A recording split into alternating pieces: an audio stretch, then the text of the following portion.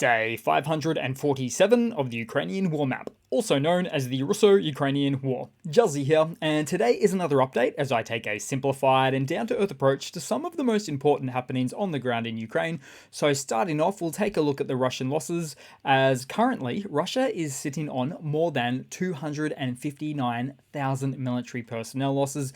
Then as for hardware losses, 2 tanks, 23 APVs, 15 artillery, but also 1 Prigozhin. Which means I'll head back to the map now, as just after my last update or video upload yesterday, there was some breaking news that Wagner PMC boss Prigozhin had kicked the bucket and died as a result of a plane crash as he was en route traveling from St. Petersburg to Moscow. So the plane crashed in the Tver Oblast, where locals said that they heard 2 air defense system missiles go off just moments before the crash. Also, reportedly, Prigozhin was with his right-hand man Utkin at the time, plus 4 other top Wagner leaders. Now, the Kremlin swung out of the gates, denying having anything to do with this incident, also saying that any allegations were baseless and a provocation. However, let's be honest. What are the odds of Prigozhin, who just came back from Africa, then flew from St. Petersburg to Moscow, with him and plenty of top Wagner officials, as per the passenger list, just happening to crash in the safest method of travel just 2 months after Prigozhin's betrayal of Putin after his failed PMC Wagner rebellion coup in Moscow back in June. But you know what? Putin said it best himself in a previous interview when he said, "There's one thing he can't forgive, and that's betrayals." Then, in the immediate aftermath, the Wagner group already appeared quite angered by this event, accepting it as a foregone conclusion that the Kremlin was behind this fiasco, with some Wagner personnel taking to social media, posting a video saying cryptically that they are already starting to make some moves in response, seemingly alluding to a Wagner coup 2.0.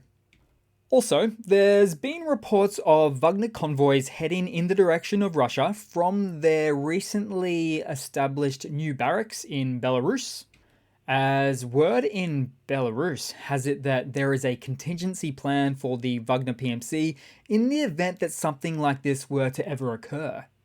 And it's even somewhat surprising to see some Russian military bloggers already calling for regime change in Russia after these events, for what has become an increasingly distrustful Russian military blogosphere in the past 3 months or so. And the implications for Russia and Putin are nothing to be sneezed at, because before this event occurred, many people in Russia already saw Prigozhin as a true patriot of Russia. And what happens when any person in government liquidates a highly revered hero, savior, champion, or symbol of hope? Well, it just turns the individual into an even bigger hero or martyr. Meaning Russian society's internal growing mistrust of the Kremlin and the political apparatus and all of that is just going to have that sentiment on steroids now. And I'll show you guys something near the end of this video that very much supports this changing sentiment amongst Russian civilians. Then also, as you can see, many Russians started to mourn the loss of Prigozhin at the Wagner HQ in St. Petersburg. Also, a fighter of the Wagner PMC couldn't hold back his tears at a spontaneous memorial in Novosibirsk. I just don't think that the Kremlin and Putin is wise enough to realize that taking out your enemy just makes bigger problems for the stability of your own political support base. These actions truly, really only fuel the explosive situation and only weakens Russia's war efforts. And for instance, Russian war correspondent Saponkov also stated that, quote, "The assassination of Prigozhin will have disastrous consequences, and the people who gave the order do not understand the mood in the army and morale at all." So Russia is likely in for an even bumpier ride after what's just transpired.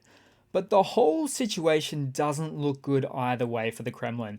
This is the very same Kremlin that assured Prigozhin amnesty after a brokered deal with Uncle Luka after the original mutiny event took place in Moscow. But Putin just appears to have walked back those agreements, which leads to an even higher distrust in the Kremlin from Russian society at large.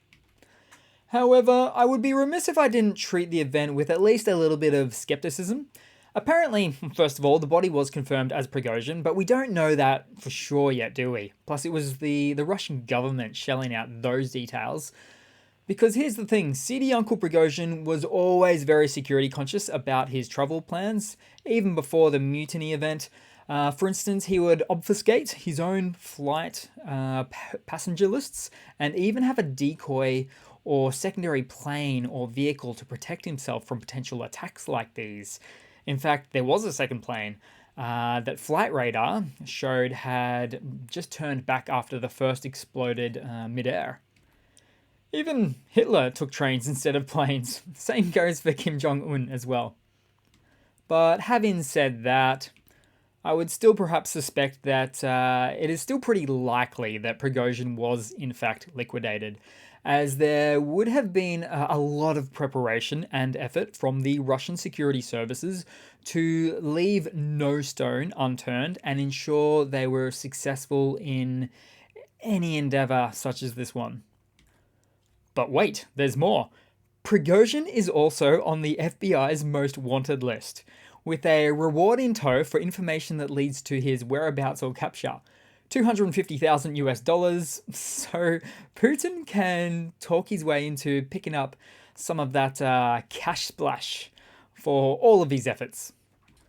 But to really summarize, this is all not really great timing for the Kremlin, who a day earlier sacked General Sorovikin for his suspected involvement as well in the failed Wagner coup 2 months ago. Also, Igor Girkin is behind bars as well, not to mention at least 40 suspicious deaths of Russian business people since the beginning of the war last year. In the end, silencing your opponents in this way is a pretty poor master plan, with too many variables and ramifications for Putin's future. It's just not a good look. Then we'll briefly head across to the Ukrainian map today. Prigozhin's taken up a lot of our time, probably never again, we'll see. Only time will tell. But I'll start out in Bakhmut, like I say, quite briefly, as the Ukrainian military continued to advance south of the city. We should expect some more updates fairly shortly from this axis of attack. Then we'll move down momentarily to the south as well, because following Robotina's recent liberations by the Ukrainian forces, we have actually reportedly received some news about some of the continued momentum here. So I'll zoom right in this instance, as we have those reports of continued momentum, with some sources suggesting that Russia's former second line of defense, which is now technically their first line of defense, is somewhat soft in the direction of Novoprokopivka. And perhaps the Russian defenses are a bit soft due to the unexpected loss, and then being followed by fleeing of all remaining Russian forces out of Robotina. Then we'll head further south down on the map, as we've got some really interesting news here in Russian-occupied Crimea, as the Ukrainian Navy executed special operations at Cape Takenkat and eliminated some Russian manpower and equipment. This is also pretty much the exact same area where the S-400 complex was destroyed yesterday. Now, the occupation administration of Crimea did not comment on the events, despite the mass appeals of local residents. The only thing the Russian-installed government there said was, and I'll quote this, there was destruction of munitions according to a set schedule. Wow, that's a new one. Trust Russia to explain it away like that. Oh, and also, the Crimean flag was flown again in Crimea. Sensational. Then we'll move across to some news to round it off with today, guys. So, a photo has surfaced of the newly developed Ukrainian Marichka underwater drone that spans the length of 6 meters or about 20 feet. Also, the Marichka will have a range of 1,000 kilometers or about 620 miles. But most importantly, being an underwater drone, it's going to be very difficult for the Russian Navy to detect and counteract. As far as I'm concerned, the Russian Navy throughout the Black Sea has been put on notice. Then in some other news, some F-16 news updates. Norway is set to join the Netherlands and Denmark in transferring F-16 combat aircraft to Ukraine. This is according to a report by broadcaster TV2, which cites its own sources. The report does not say how many F-16s Norway will be transferring, but it is rumored that the country could provide up to 12 jets to Ukraine, which adds to the 61 just pledged by the Netherlands and Denmark.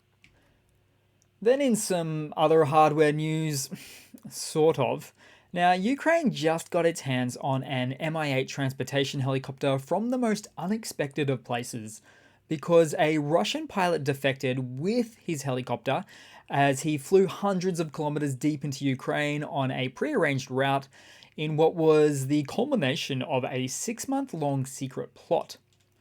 And it's quite the story to tell, actually, because the pilot also brought his family with him, and 2 additional Russian crewmen were on board.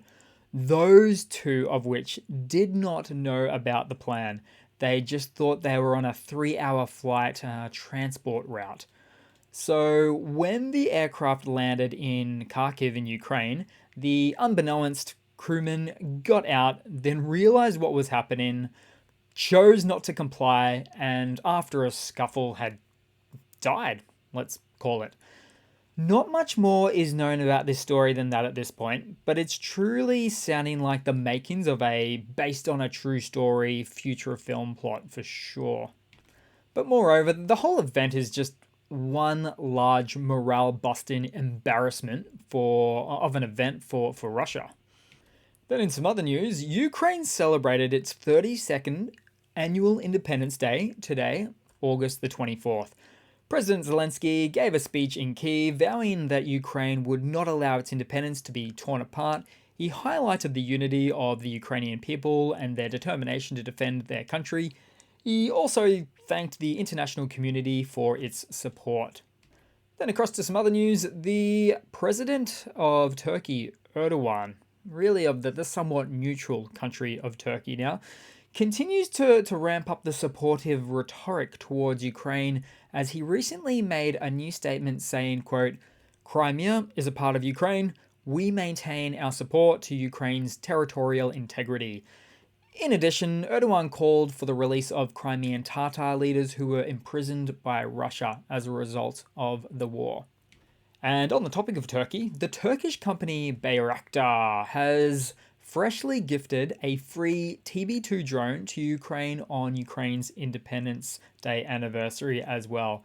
And you might remember these drones from the beginning of the war, which were instrumental in defending Ukraine against the Russian invasion. Then in some other news, Russian oil exports via the Black Sea have collapsed after recent Ukrainian drone attacks, which you might remember. Only 1 tanker left the largest Black Sea port of Russia in the past week, down from 3 to 5 tankers a week earlier. The daily export volume has fallen to just 100,000 barrels per day, whereas it was about 500,000 barrels per day in previous weeks and months, which is the lowest level since the start of the war. Which is all made worse as the Black Sea accounts for about a quarter of all Russian oil exports. As such, the collapse of oil exports will hurt the Russian economy, which is one of Russia's main sources of revenue that helps them fund their war of aggression in Ukraine.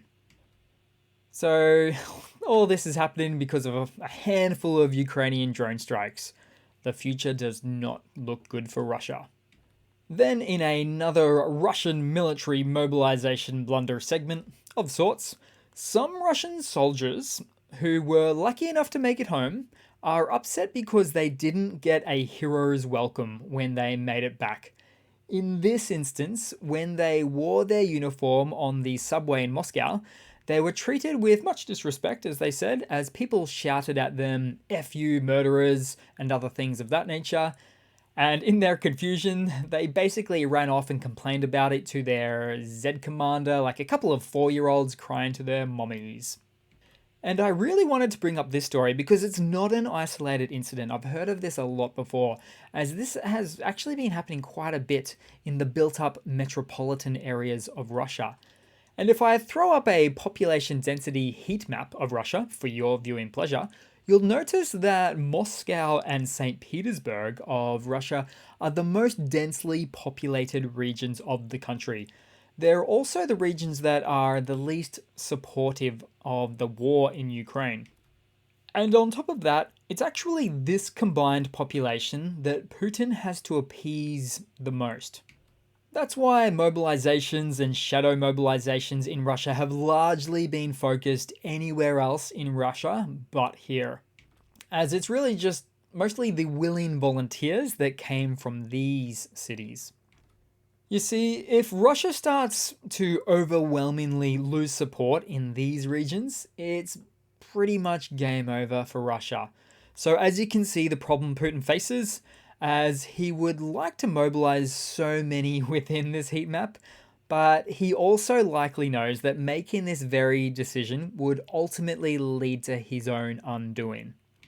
Then in some other news, and although I don't like to get in too much off topic, in this news piece, I feel a bit sorry for India right now because although India's lunar explorer, the Chandrayaan-3, successfully landed on the moon just a few days after Russia's lunar lander crash and burn failure, India's accomplishment is completely overshadowed not only by Russia's lunar failures, but also by red-hot Russian news stories about Prigozhin's death all over the place at the moment. But well done, India. Show China and Russia who's the new guy in town. Then in a quick and obscure funny to round it all off for today, guys, so the Russian government has introduced a new grocery savings card this year, 2023. No doubt created in an attempt to try to take some heat off the massive inflation in the country after a botched and backfiring war in Ukraine. And make no mistake, this isn't some private enterprise loyalty card. It really is direct from the Russian government as they try to maintain the support of the people.